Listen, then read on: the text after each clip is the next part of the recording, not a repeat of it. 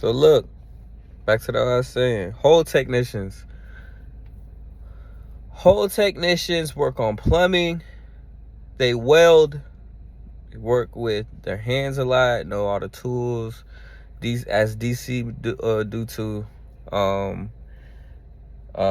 They work on a lot of systems with the DC. Hole technicians usually work on a lot of shit. They're also busy engineering. So if you don't like, fucking with toilets, being in the shit, working the shit, fixing the shit, don't be a HT. Like, don't be one. It's okay. Okay, next one. EMs, electricians mates.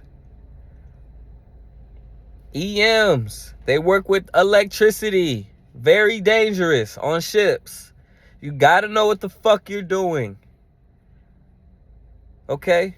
You gotta know what you're doing. Electrician mates work on light fixtures, anything that has to have a motor, anything mechanical, wires. They fix wires. They go to all these schools and shit. EMs are really smart. Like, they're really smart. Some of the people I like the most on the ships are EMs. They're really smart. So I enjoy how smart they are. What else? Machinist mates, MMs. They work on anything, ACs, AC units, a lot of other shit. I don't really follow these cats around, but those are the things that you work on. You work on all the things that keep us cold. You know, that's engineering. They keep our engine as well as our living situations whole. So if you don't want to be a part of that, don't become a fucking engineer, okay? Because that's why people get out the Navy. They say this saying in the Navy: choose your rate or choose your fate. And that's fucking real in the Navy. Honestly, that's real in any job of the world. You just gotta understand that once you pick your job, that's it for at least 4 to 5 years. So you better be happy and learn how to cope with it and just learn. Like, just learn that shit. It's just life. Like, learn that shit. And that's it. Like, that's all you gotta do. So then, next, engine men, ENs, same difference. They work with the engines. They work with MTGs, ATGs, EDGs. They work on all types of shit. Reverse osmosis, a lot of shit, man. They do it all in the engineering department, main spaces. This is where all that work is being done. No, I haven't done this shit, but I watch. This is the part of being undez. You're gonna get to see all of these rates in action one day or another. So this is what I'm telling you right now. You don't need a fucking book. You need to know. This is what the recruiters don't do for you. They don't explain what these jobs entail, because honestly, they don't know what the fuck they be talking about. So when you go on YouTube and you watch these videos, listen to what people saying, okay? Listen. That's all. Those are some of the top jobs in the engineering rate. There's a couple more, but I really can't think of them right now. Actually, let me try to think of them. GSE, GSM, EM, GSE, GSM, MM, EN, EM, DC, HT, and I think there's a couple more I'm probably forgetting, but that's the main ones. So if you want to do those jobs, you don't need a high ASVAB score. Maybe for a GSE and EM, you probably need like a 50 and above. But other than that, those other rates, you could get those shit just with a 30 or 40. But the thing is, I'll explain that later. Next, seaman rates. Okay? These consist of top side rates. So when you pick seamen, these aren't rates that are in engineering, okay? Listen, when you pick seamen, you're going to be in the top side of the boat, meaning you're not going to do no engineering. But some of the same jobs apply, just at seaman level. I mean, at the top levels. So like, say you was an EM, you might be an ET. That's an electronics technician. You might work with electronics, phones, and shit, anything with a fucking with a screen. You might know about it. All right. IT. Everybody knows what IT. They work with computers, but in the Navy, they work with computers, but they also keep our other peripherals fixed and working. Printers, phones, computers, passwords, mouse, keyboards, you know, anything you can think of IT wise. They do more than that, but those are just things that you probably do on a daily basis. Fire control men, FCs. I'm not really sure what they do, but that's a rate too. They work with a lot of the guns on the ships and shit like that. GMs, gunners mates, they do the same thing. They just work in the parts of the ship with the machine, with the guns and shit. They might even be in charge of the handheld guns, so you never know.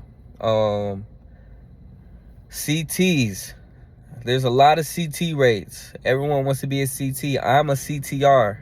I was undesignated engineering and went CTR. I'll explain that later as well. I chose CTR. That's a cryptologic technician. Data. Okay? The R stands for data, but I'm a CTR. There's CTN, CTR, CTI, CTTs. I think CTOs, maybe. I'm not sure. CTAs, maybe. There's a lot of CT rates. One's for learning language. CTI, you can learn a language. CTTs learn, they're technicians, so they fix things. Anything technician, you're gonna be fixing it. All right. CTNs work with networks. I'm not even sure what I do yet. I just know I've done some research, and I'm just working with like radars and shit like that. So I'll get to another video with that later on CTRs. A better video than what I've been seeing, because it seems like some of these kids and cats, you know, they don't enjoy their job, and I feel like this is gonna be a great job. So yeah, yeomans, paperwork. If you like doing paperwork, sitting down a lot, sitting on your ass, doing paperwork, but listening to everyone's problems, it's a great rate. All the yeomans I know are nice, knowledgeable people. They know what they're talking about, and that's a great rate. PSs, personnel assistants, personnel specialists, sorry, do the same thing. Learn their rates. They do the same shit as yeomans. Paperwork. They help people submit packages, change rates, cross rate, all that. If they want to leave, they help them leave the ship and shit like that. Help them re-enlist, everything. OSs, operational specialists. They work on top side, so they work in the bridge a lot, mapping things out. They got a top secret clearance, I think. That's what I heard. But they map things out, look at things when we're underway. They're usually the ones in the bridge, making sure we're going the right way. And when we're in port, making sure all the other ships are doing what the fuck they got to do, not just our own. So that's a huge job in the Navy. OSs. QMs, quartermasters, work with flags. Usually they're doing colors most of the time. They're also in the bridge a lot too. They got a top secret, I think. So anyone in the bridge got a top secret. You can't just be in there. Yeah, I'm not really too keen about what quartermasters do, but they do a lot.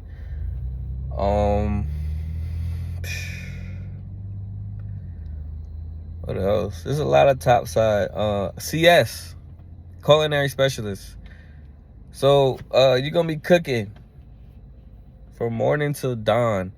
So if you don't like to stay up and cook, hey, that's the schedule from 5 a.m. to 1800 most days.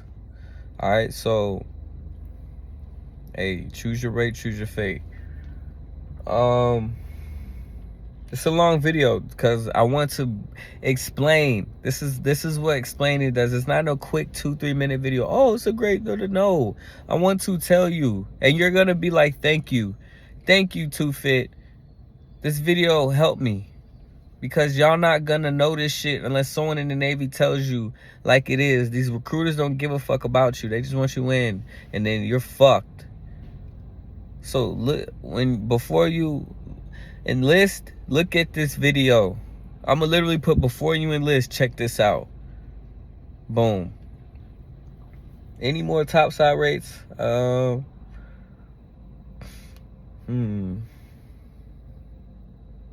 LNs, legal men. I don't know if they see a lot of ships, but they got a lot of ships. And you know, there's a fucking plethora of rates that I'm not even mentioning. But these are the rates on my ship that I know of off the top of my head. But it's the main ones, like the full course. There's like religious specialists and like fucking all types of shit, yo. Like machine repairs, MRs. Like, you don't hear about that shit unless the ship has it in the program. So this is what you have to research, every rate, not just the ones I'm saying. These are just examples of some engineering rates, topside rates, and you know, so you know the difference. If you want to work topside, you'll pick seamen, or you'll pick airmen. BMs are also on the top side, which you'll be designated with. Most undesignated topside sailors are BMs when they come in. Okay, some people pick BM, some people don't. They just work with them until further notice, until they get to pick, until they get to strike a rate. Okay. Yeah, there's a lot of rates. I'll make a rate video and explain it all. And I'll just be like, that's a topside rate. That's an engineering rate, topside, blah, blah, blah, airman rate. All right, I'll say that shit. I'll make another video, but this is just for the chunk that you need. This will give you enough to know what you want. HMs, the hospital corpsmen, whatever the fuck you want to call them. Topside. There's a lot of HMs, so it's slow. You won't get promoted as fast, unfortunately. But that's a great rate to go in.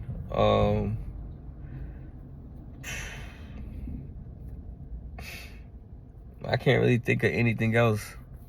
Airmen. We'll start with airmen right now. So they got AOs, aviation ordnance. They got AEs, aviation electricians. They got ATs, aviation technicians. They got ATF, air traffic, I think ATC or ATF, air traffic control, something like that. But all the rates that they have, electrical technician, they have them for each designation. Okay. Engineering, they got electricians. Topside, they got electricians. Seamen got electricians. Airmen got electricians. You're just working on different equipment. Okay, you got to pick.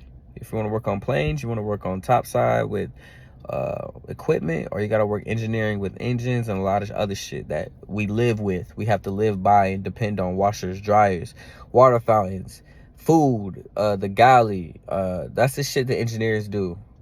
That's what I'm telling you about, the detailed oriented shit. Topsiders don't fuck with refrigerators and shit just because they're electricians. They fuck with anything we need to see. TVs, electronics, radar, sonars, anything that has to do with the ship. That's what topside does. Engineers work with everything we need to eat, sleep, shit with, and see with. That's it. Airmen do the same thing, but they work on it on planes. Okay? ABH is just equivalent to a BM on a boat. They just BMs on a fucking plane. ABH, ABEs, all those guys. They work with guns and shit. PRs, parachute riggers, all types of shit. What else? AZ, that's maintenance, that's yeomans for planes. I wanted to do AZ, but I learned about more rates, and it came the more I learned about rates, the more my list changed. So it never stayed the same. My list changed daily. Okay, daily. MAs, topside. They work with MAs they usually on shore duty, but there's a lot on the ships too. On my ship, there's only one MA. Like, it's crazy. So it depends. But that's also a topside rate. They got nukes. They work with engineering, but you gotta be smart as fuck. Basically getting 99 on the ASVAB. IC, interior communications. That's a engineering position. It's either engineering or topside. I'm not sure about IC, because you probably could do both using IC. Do both, utilize both, because engineering uses topside equipment and topside equipment utilizes some engineering equipment that mixes in with engineering. So we have to fix it. If we don't fix it, they shit could go down just as well as our shit going down. But in the grand scheme of things, right, those are what you could choose. That's who you'll be working with if you choose those top three: engineering, seaman, and air crewman. Okay, those are all UNDES programs. To be an airman, you got to pass some sight tests. So be aware of that. If you're blind, you're not going to be working with planes. Trust me.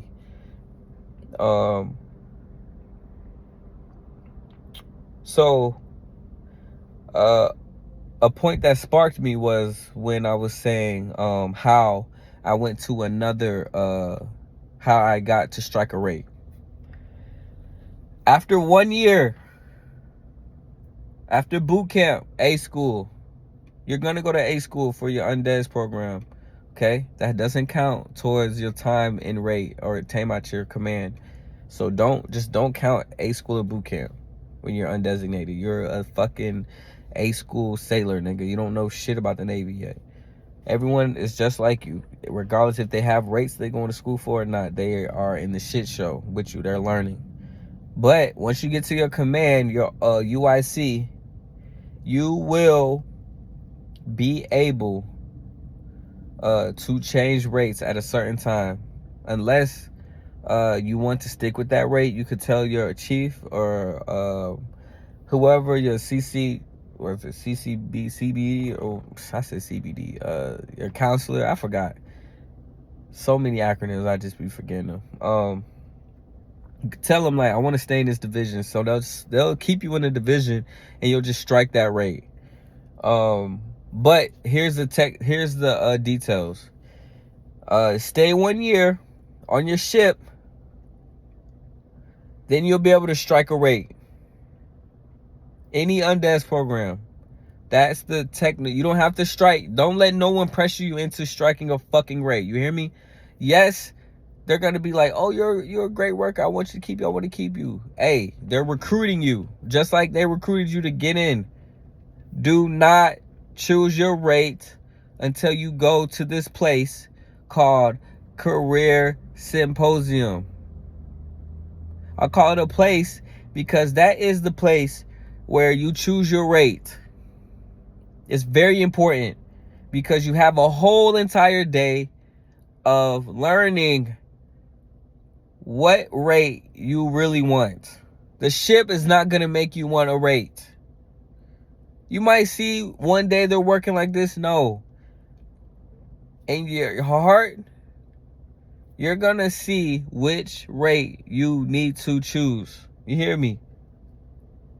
So, when you go to this career symposium, all of the jobs in the Navy are lined up. Special warfare, e-gaming, LN. IT, CTs, LSs, logistics specialists. That's another top side rate. CSs, every fucking rate. IS, Intel specialists. All these rates are lined up, looking at you, waiting for you to come sit down so they can tell you about their rate. And each one wants you. You just gotta have the line scores on your ASVAB to prove that you could handle the job. Okay? That's it. That's why the ASVAB is so important. You have to get above a 50 to be able to pick any job you want. If you pick an 80, 90, if they don't give you the job you want at the recruiter station, go undesignated. Because in 1 year, you'll be able to pick a job that you want. Any fucking job. So when these recruiters be like, oh, get this. I see people in the Navy with 90 ASVAB with, I hope they're telling me the truth, with scores that are too high for the job they're doing, and they be depressed. They be tripping. They don't like their job. And it's obvious. They're too smart for it. Or some people be too dumb for their own job.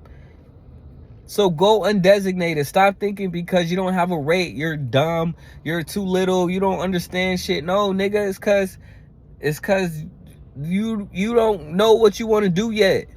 And it's okay to want to make sure you do the job that you want. You're going to be fucking doing the job, not them. So when you get to a command and so even how this works, everyone has a sponsor in the Navy. Once you figure out your sponsor, you're going to be partnered up in that division with your sponsor anyway. So you're going to get a sponsor in A school. They're going to pair you up. You're going to call, hey, I'm about to come to the ship, so I need this or that. They're going to be like, do you need anything? And you need anything? No, they're going to check you in the barracks and all this stuff, pick you up from the airport, blah, blah, blah. Show you a nice time. Not literally, but show you around base. Okay, when they do that, when you see who you're talking to, HT1, BM1, IT1, any HM1, any sponsor, ask them about the program. Because I'm telling you this now, but it may change from when you enlist, but most likely I don't think it is going to change in the next couple years. So this might be a little accurate, and this is what I've been going through. Yeah, this video is a long video, but you need to know this shit because people are fucking killing themselves. People are fucking going with mental, not knowing the stress that a job brings. People are doing all types of shit. And this is, it's so unwarranted because you just have to be smart with yourself. I'm older joining the Navy, and I understand that, like, you still don't know what you want at this age. You still don't. So 18, 19, do a little bit of research. It's okay. You're going to do the research and then be like, damn, I'm glad I talked to you're going to show all your friends this video. I'm telling you. And when you show them this video, it's going to be so informational. You're going to be like, damn, the recruiters ain't telling me that. This is why I want to recruit, because I'm tired of recruiters doing this shit. I'm tired of them leading kids out the civilian world into hell. It's a great job. Navy's a great job. I'm not going to shit on the Navy.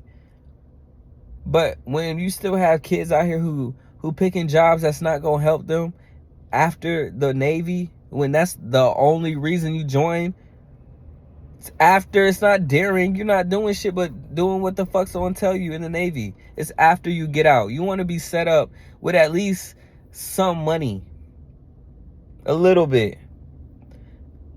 I'm going on 2 years right now and I just struck my rate 2 months ago. 2 months ago. I literally had school for 7 months before I got to my command. Actually, damn near a year before I got my command. Before I got to my command, because I was still taking classes at my command. So, Struck my rate in September of 2024, early, and now I'm be a CTR. But like I said, it wasn't easy. I had to see a bunch of other jobs before I even chose that. I wanted to do IT, but how the IT and Army do IT are two different things. Like, you might not like it in the Navy. So don't think just because you know about IT, you may like it. I was screaming IT and LN when I got here, and then I went to the career symposium, talked to the ITs. She put me on with CTR, said it was a great gig, and I mean, other people from other rates was telling me it was a great gig. So I mean, I don't know much about IT either. Yeah, I'm interested in the computers and, you know, all the technology, but if I could get the most technology, I want to do that job. That's how I put it. This world is going to be full of AIs and robots and shit. And so I'm going to be able to get that training soon. Maybe not with robotics, but with messing with radars, navigations, shit like that. Pinpointing accuracy and shit like that, whatever you want to call it. But the point is, choose your job wisely during this program. Get a high score during this program. If you have to retake the ASVAB, retake the ASVAB. Because if you got a low, it ain't going to hurt. You're only going to get lower. Study. People don't like to study. People act like they just want to stay stupid their entire lives and think someone's going to hand them 100K when they get out. No, that's not how this works. Yeah, people are going to be mad that they're going to be like, oh, I did this, I did that. Like, I got this score, but I chose this. Hey, that might be the case, but don't believe what everybody says. No, don't believe what everybody says. So I'm going to try to come with a part 2 about this undesignated program. But another thing is, I wasn't finished. So 1 year in, then you get to strike your rate. Some rates require A school again, so you might go to A school again. Some rates will just let you stay on board and just they'll let you just keep working. You might go to schools for them, but it's not A schools, it's schools, 2-3 week schools and shit like that. Every 45 days you're supposed to switch divisions, but I didn't do that on mine, because I just stayed. I was like there for like months, and my chief asked me, he's like, you want to switch? I was like, nah, not really, because I'm already kind of used to y'all, so I don't want to get like used to other people all the time. Like, sometimes you just want to stick around with the same people and come to work easy minded and not having to be, you know, just fake the funk. Like, I was already like talking with my division and joking and laughing and shit, and sometimes you need that in the Navy. Like, you just need that camaraderie sometimes. You don't want to always switch. That's the only bad thing. Another con is like a con is like, you know, you're gonna be unsure for a long time. You're just gonna you're gonna wonder, like, why am I doing this? Why am I doing that? Like, I don't even know what I want to do. Like, don't get in that mindset, because when you get in that mindset, it's gonna affect you mentally. So you're gonna be at work mad. You're gonna be at work wishing you was doing something else, like just anything else. And you're gonna like blame the Navy for like things they can't control. It's your mental. Like, the only things you gotta do in the Navy is wake up, be on time, put your fucking uniform on, wash your ass, stay. They gonna tell you to leave, go home, and do this shit all over again. And you gonna have duty. That's it. It's literally that easy. It's that easy. Like, sometimes I do wish I did it, but I'm glad I did it now. It's never too late. So, like I said, with the jobs, with your ASVAB, try to get the highest score you can on the ASVAB. 50 plus. That's a great score. Then because it's a lot. You have a plethora of jobs you could go to. I could have done MA, SEALs. Navy SEALs, Special Warfare, IT, anything. It's not the job. It's the career fields that open up for you. Okay? So when you think about taking an ASVAB, study. Get some right answers. Don't fucking walk in there and be like, oh, I'm gonna get a 12 and I still want to join. No, nigga. Go get a job and go read some more for another year. Like, stop being stupid. I know people need money and shit, but sometimes you need your brains too. Like, you're not gonna do nothing in the world being a dummy. Like, for real. I know the smartest people, bro. Smart people have easy lives and you have fun. You go out and get drunk and they're just smart. Like, smart people are fun to be around. You don't want to be one of those egghead ass motherfuckers getting in trouble every day and shit. Some people be too smart for their own good. So you gotta realize that, like, you know, you're gonna see a lot of bullshit. But the point is, being in the undesignated program is not bad. It's actually one of the greatest choices I've made since I've been in so far. Because I got to see a lot of jobs. I met a lot of people. I got to talk to chiefs. I got to talk to chiefs about their jobs, their lives, their jobs, the jobs within the divisions, everything, like everything. I'm never stuck with one job. So that's what I still had to get qualifications and all that stuff. You're gonna be working, but the thing is the unsureness that just goes through your head and like not thinking you're not doing enough. Nah, it's just part of the program. No one's holding it over your head like you ain't doing shit, you undead. Like, no one's ever said that to me. They've actually appreciated the work I do more than some people who actually have a rate. So when you put it like that, like, that's crazy because I'm not even rated, but you appreciate me more with people who are actually capable of doing a better job than me. You know what I'm saying? So I hope I ain't leaving nothing out. If you got any questions, just comment on the video. Just be like, I have a question. Ask me, because I will find out for you inside the Navy. This is what Q&A really is. I'm not gonna just leave this video up here so you could watch it. Like, leave a comment. I don't care about followers and subscribers and shit. This is just informational. Leave a comment, ask your questions. If it was good, hey, like a video. I don't care. If it wasn't, tell me why you don't think it is. Navy personnel, everything. And this goes for if you want to switch branches, like, this is for you too, not just for 18, 19-year-olds and whoever's first time joining the military. You know what I'm saying? So just keep that in mind. Be open-minded. All right? Yeah.